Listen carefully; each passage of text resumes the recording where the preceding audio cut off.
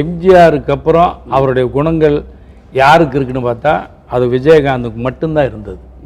நான் விஜயகாந்த் கூட பல இடங்களில் பயணிக்கிறவன். ஒரு யார் கூப்பிட்டாருமே இந்த யாராவது தள்ளி விட்டால் கூப்பிட்டுருவார். எளிமை. இப்போ ஒரு ரசிகர் மன்றத்து தோழன் வந்து ஐயப்பன் கோயிலுக்கு போயிட்டு வரும்போது வழியில் ஆக்சிடெண்ட்டில் இறந்துட்டான். அவன் வீட்டுக்கு போகிறோம். அவன் வீடு சாதாரண சின்ன வீடு, அடுக்கு இதில் மாதிரி இருக்குது. உள்ள ஒரு தலை குனிஞ்சு போய் இப்போ தான் போகிறார் பின்னால். இவரை பார்த்தா தான் அப்படி அழுகிறாங்க. அந்த பொண்ணுங்க, அந்த பையனோட தங்கச்சிங்க அதெல்லாம் அழுகிறாங்க. அந்த இடமே ஒரு மாதிரி ஆகிடுச்சு. அவரும் அங்கே அழுகிற மாதிரி ஆகிட்டார்.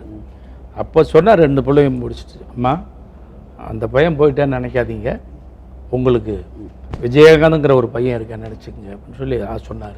சொன்ன மாதிரியே அந்த பிள்ளைங்கள் படிப்பு அது எல்லாத்தையும் கவனித்தார். இதை மாதிரி எத்தனையோ விஷயங்கள். விஜயகாந்தை போனால் சாப்பிட்லாம், விஜயகாந்த்கிட்ட போனால் பஸ்ஸுக்கு காசா இல்லையா போய் ஏற்றிட்டு வர சொல்லுவார். அவர் லைஃப்லேயே துணிச்சல், லைஃப்லேயே எளிமை, லைஃப்லேயே உதவி எல்லாம் நடிப்புக்காக பண்ணவே இல்லை. அவர் எல்லாமே உண்மையாக பண்ணார்.